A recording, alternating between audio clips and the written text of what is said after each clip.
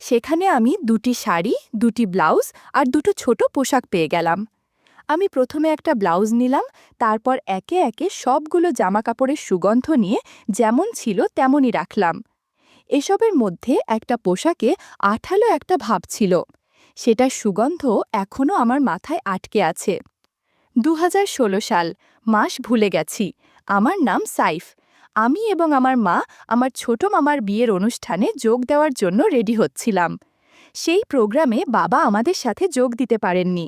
কেন? কারণ আমার বাবা একজন টপ ক্লাস ব্যবসায়ী। ছোটবেলা থেকেই আমি তাকে টাকার মেশিন হিসেবে চিনি। কঠোর, শান্ত এবং ব্যবসা সম্পর্কে ভীষণ সিরিয়াস টাইপ ব্যক্তিত্ব তিনি। আমার মনে হয় তিনি শুধু একটি জিনিস জানেন, আর তা হলো টাকা। এই যে তিনি আমার ছোট মামার বিয়ের অনুষ্ঠানের মতো গুরুত্বপূর্ণ একটা প্রোগ্রামে যোগ দিতে পারেননি, এখানেও তার ব্যবসায়িক ব্যস্ততাই কারণ।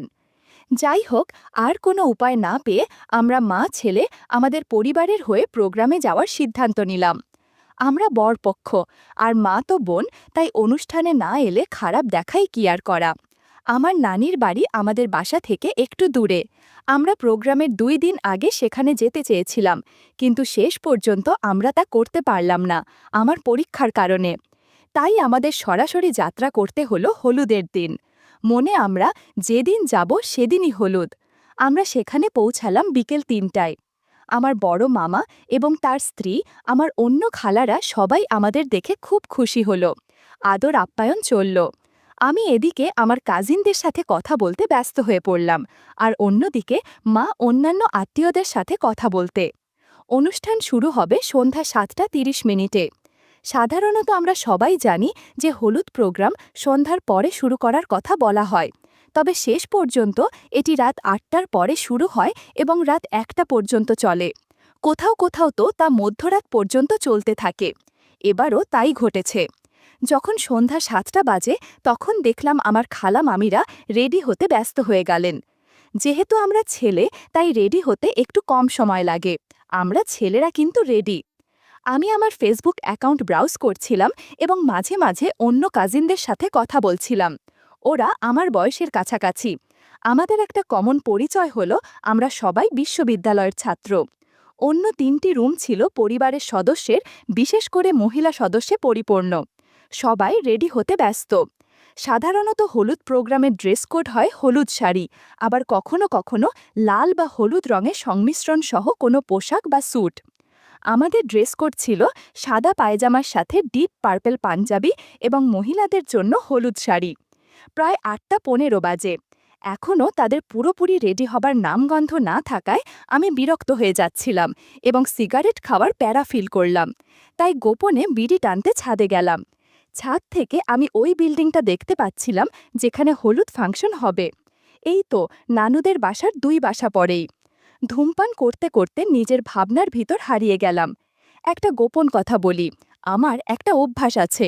এমন একটি অভ্যাস যা আমাকে ফেটিশ হিসেবে বর্ণনা করতে পারে বা অন্যভাবে দেখলে আমাকে পারভার্ট হিসেবে বর্ণনা করতে পারে।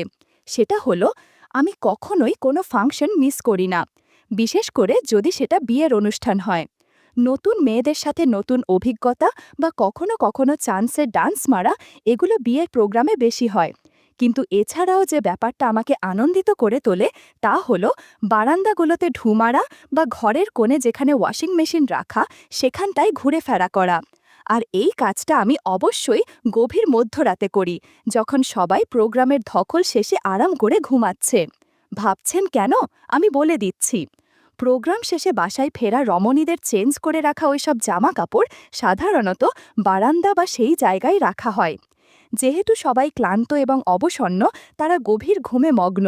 এই ফাঁকে আমি নিজেকে কিছু মন মাতানো মুহূর্ত উপহার দিতে পারি।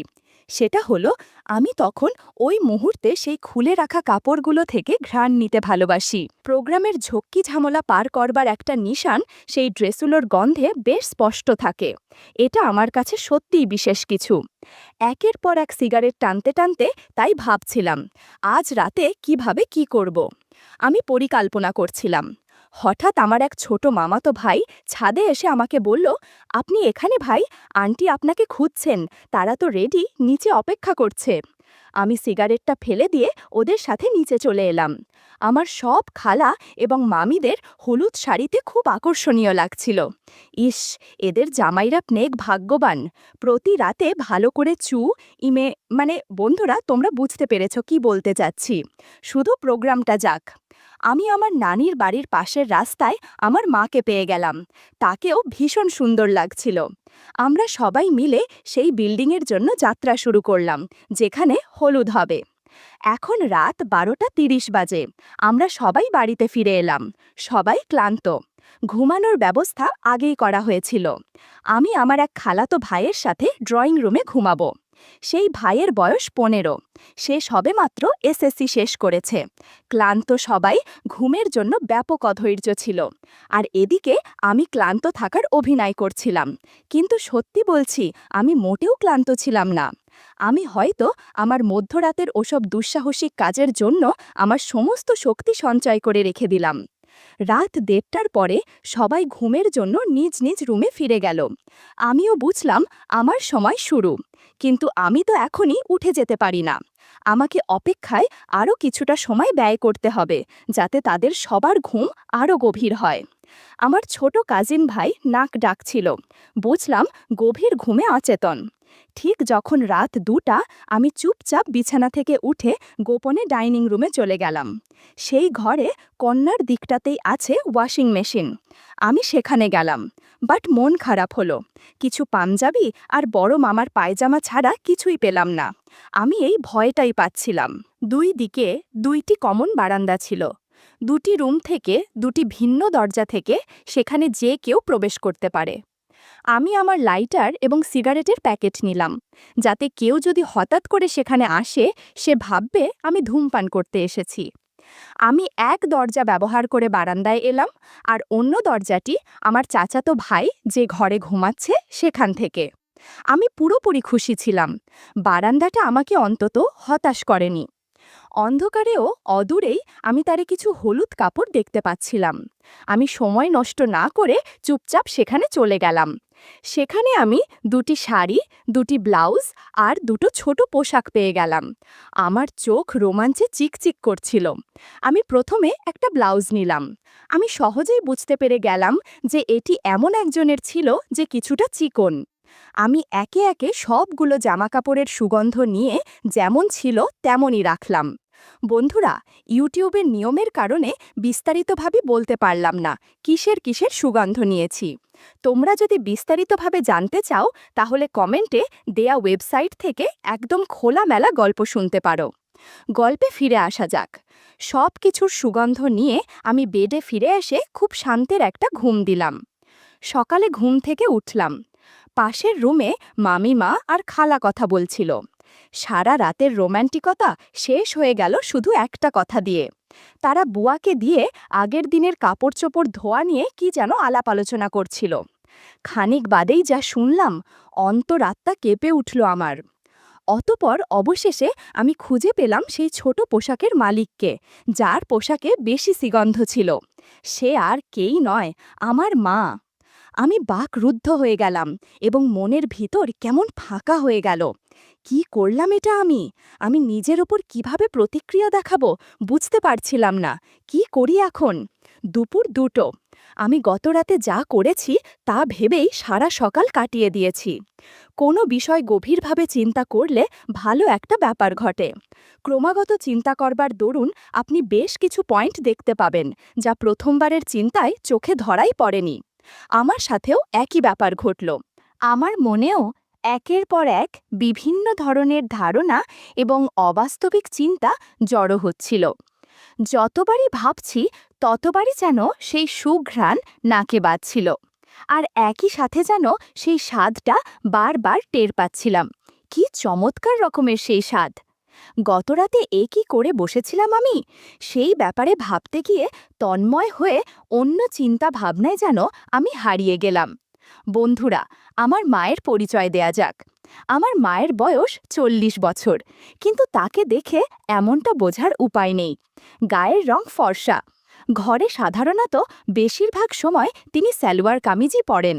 আর কোনো প্রোগ্রাম থাকলে প্রোগ্রামের ড্রেস কোড যাই হোক না কেন তিনি শাড়ি পরবেন, এটা মাস্ট। সুন্দর গভীর চোখ, তার সাথে মিলিয়ে সুন্দর তীখালো নাক এবং তার ঠিক পরেই উপস্থিত ঠোঁট। তার ঠোঁটের সবচেয়ে সুন্দর ব্যাপার হলো তার ঠোঁটে একটা তিল আছে। মায়ের উচ্চতা 5 ফুট 2 ইঞ্চি, হালকা একটু মেদ আছে। বাবা সাংঘাতিক ব্যস্ত রকমের বিজনেসম্যান হওয়ায় হয়তোবা মাকে বেশি সময় দিতে পারে না। সুতরাং বয়স 40-এর কোঠায় চলে গেলেও এখনও যুবতী মনে হয়। মা বাসায় শাড়ি পরলেও এখন অনুষ্ঠান ছাড়া খুব একটা পরেন না। বাসায় থাকলে এখন তিনি উজ্জ্বল কালারের কোনো না কোনো সালোয়ার কামিজই পরে থাকেন। আজ এই সব জিনিস আমার মনে আসতো না যদি না আমি গতকাল রাতে সেই অভিজ্ঞতা পেতাম। বারবার একটা চিন্তা মাথায় আসছিল যে গতকাল কেন সে এতটা ভিজেছিল। কি হয়েছে যে মায়ের পোশাকের ওখানে ভেজা ছিল? কিছু কারণ তো অবশ্যই আছে, কারণ ছাড়া তো কিছুই হয় না। আমার প্রশ্ন হলো কেন? একবার আমি ভেবেছিলাম মা হয়তো বাবাকে অনেক মিস করছেন এবং সেই মিসের ফলাফল সেটা। তারপর আবার আমার মন বলল অন্য কারণও তো থাকতে পারে। প্রোগ্রাম চলাকালীন কেউ কি কিছু করেছিল নাকি? কথাটা ভাবতেও অন্য রকম রাখছিল। আমাকে খুব দ্রুত পরিকল্পনা করতে হবে। কিভাবে আমি এই রহস্যের সমাধান করব সেটা ভাবতেই হবে, এবং তার জন্য আজকের রাতেও একটা অ্যাডভেঞ্চার আবশ্যক। আজ আমার মামার বিয়ের দিন। আজ আরও একটি ফাংশন হবে। মা এবং অন্যান্যরাও আজ রেডি হবে, নতুন কোনো সাজে নিজেদের তুলে ধরবেন। আমাকে আজ রাতেও তার ছোট পোশাক চেক করতে হবে। পেতেও তো পারি আরও কোনো বিষয়। রাত 8:30 বাজে। আমরা কমিউনিটি সেন্টারে আছি। প্রোগ্রামে আমি কোনো সুন্দরী মেয়ে বা মহিলা দেখলাম না, বা হয়তো অনেক সুন্দরী রমণী ছিল আশেপাশে, কিন্তু আমার মন যে অস্থির হয়েছিল আমার মায়ের ভাবনায় আর রাতের সেই রহস্যের উদ্ঘাটন নিয়ে। আজকে মাকে যেন নতুন রূপে দেখছিলাম। আগে কোটবাড়ি না দেখেছি, কিন্তু আজকের দেখা পর্যবেক্ষণ বেশ ভিন্ন। মা আজ শাড়ি পরেছে, পরনে একটা গর্জিয়াস নীল রঙের কাতান শাড়ি, তার সাথে ম্যাচিং করা ব্লাউজ। ঠোঁটে দিয়েছে লাল করে পুরো লিপস্টিক। শুধু তাই নয়, ঠোঁট জোড়া দেখলে মনে হবে ওপরে হয়তো হালকা গ্লসি দিয়েছে। মাকে দেখে আমার চোখ সরছিলই না একদম। ঠিক যেন হাউকাউ করা এক গাদা মানুষের ভিড়ে ফুটন্ত কোনো নীল গোলাপ। যেন অপসরী কেউ নেমে এসেছে মর্তের বুকে। মঞ্চে আমাদের সামনে আমার মামা ও তার নববিবাহিত স্ত্রী বসেছিল।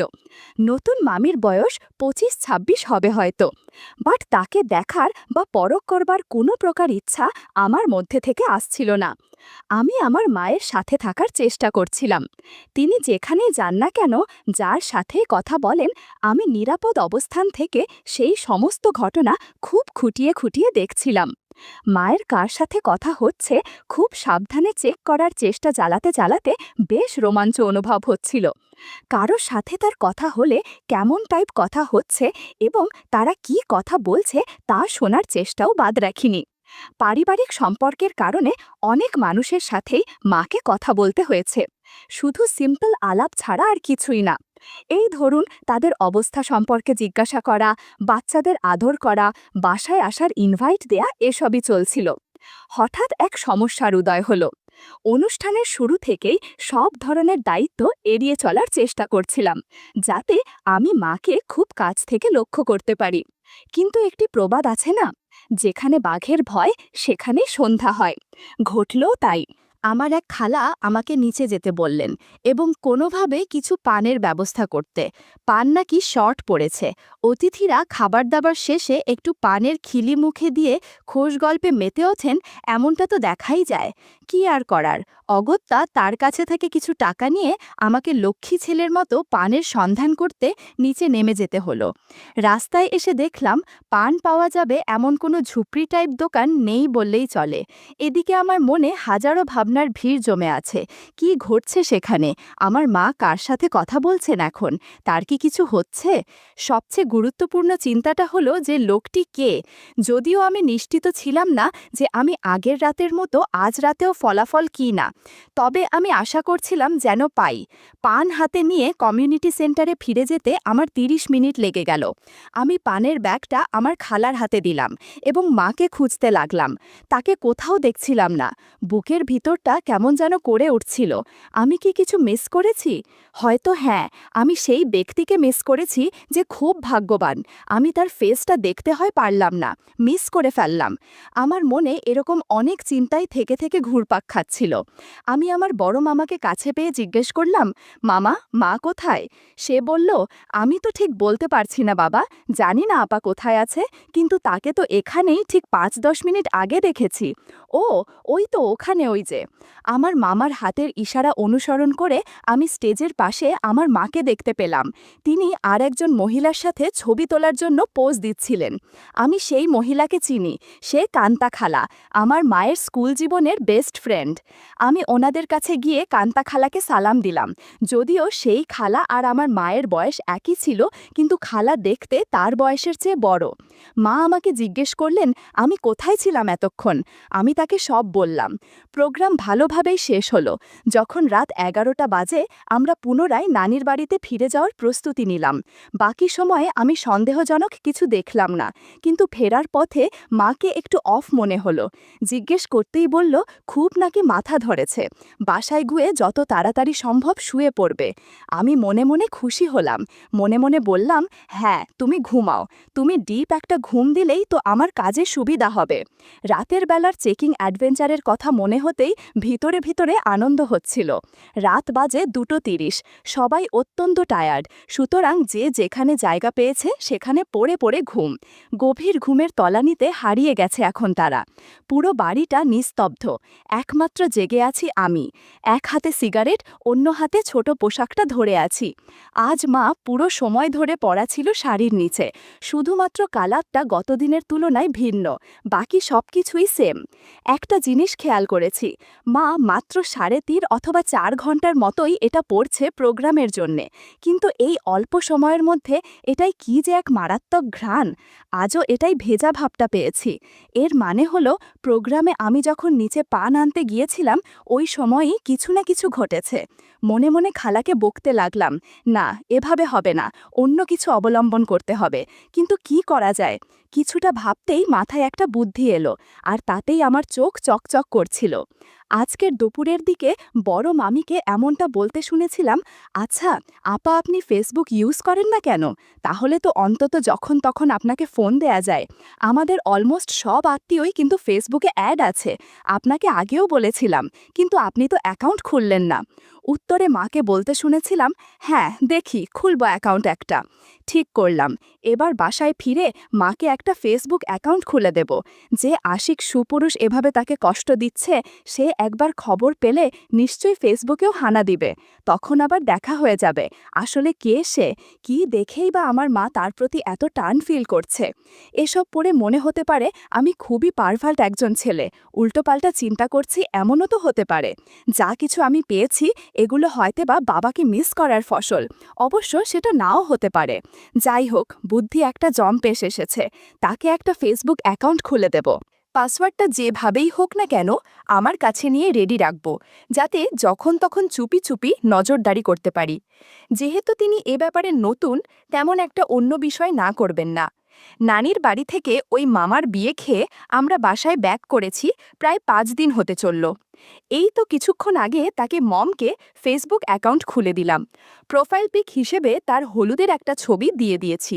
বড় মামিতে অ্যাড রিকোয়েস্ট পাঠাতেই তিনি একসেপ্ট করলেন এবং ছোট মামার বিয়ের বেশ কিছু ছবি মমকে ট্যাগ করে তিনি ফেসবুকে আপলোড করলেন, যার ফলাফল হিসেবে ওই রাতেই প্রায় ২০০টি ফ্রেন্ড রিকোয়েস্ট আসে এবং সেখানের প্রত্যেকেই আত্মীয় স্বজন ছিল। বলা বাহুল্য, বিয়ের বৌভাতের অনুষ্ঠানের দিন রাতের বেলা যখন আমি আগের মতো প্যান্টিটা চেক করলাম, তখনও একই ফলাফল পেয়েছিলাম। সুতরাং এখন ফেসবুক অ্যাকাউন্ট খোলা শেষ, এবার শুধু অপেক্ষার পালা। আমিও খুব মন দিয়ে অপেক্ষা করতে লেগে গেলাম। রাতের খাওয়া দাওয়া শেষ করে নিজের রুমে এসে যখন বিছানায় গা লাগালাম, ভাবলাম মায়ের আইডিটা লগ ইন করে দেখি কি অবস্থা। মেসেঞ্জারে ঢুকতেই দেখি একজন মধ্যবয়সী লোক মাকে মেসেজ করেছে। মেসেজগুলো পড়ে আমার চোখ ছানা বড়া হয়ে গেল। লোকটার প্রোফাইলে গিয়ে বুঝতে পারলাম সে মায়ের দুলাভাই, অর্থাৎ আমার বড় খালু। খালু যে এভাবে মায়ের সাথে মেসেজ করেছে সে আমি কল্পনাও করতে পারিনি। এমন আমার কাছে সব কিছু স্পষ্ট হয়ে গেছে যে বিয়ে বাড়িতে মায়ের ছোট পোশাক ওভাবে আঠালো হয়ে আছে কেন। যাই হোক, তাদের মেসেজগুলো পড়ে আমার অনেক আনন্দ হচ্ছিল। তাই আমি ফোনটা রেখে আস্তে আস্তে ডাইনিং রুমের দিকে এগোলাম। পানি খেয়ে ওয়াশিং মেশিনের ওখান থেকে ছোট পোশাকটা আবার আনতে গেলাম। বাস্কেটে হাত বাড়িয়ে সে কাপড়ের দলাতে হাত লাগিয়ে আঁতকে উঠলাম। নতুন একটা পোশাক এসে জমেছে এখানে। কি ব্যাপার, এটা তো ছিল না, এটা কখন আসলো? আমি ঘ্রাণ নিতেই একদম তাজা একটা সুবাস পেলাম। পুরো সময় যেন থেমে গেছে আমার। তার মানে একটু আগে মা উঠে এটা রেখে গিয়েছেন। আমি গর্বে বুক ফুলিয়ে সেটা নিয়ে আমার রুমে হাঁটা দিলাম। সুগন্ধ নিতে নিতে ঘুমিয়ে পড়লাম। মাঝ রাতে কেন জানি আমার ঘুম ভেঙে গেল। ভাবলাম ছোট পোশাকটা বাস্কেটে রেখে আসি। এমন সময় শুনতে পেলাম মায়ের রুম থেকে এক ধরনের অদ্ভুত শব্দ ভেসে আসছে। দরজায় কান পেতে শুনতে পেলাম মা খালুর সাথে ভিডিও কলে কথা বলছে আর কি যেন করছে। আমি বুঝতে পারলাম বাবার সাথে যে সময়গুলো মা কাটায় এখন সেটা ইমোতে মা খালুর সাথে কাটাচ্ছে।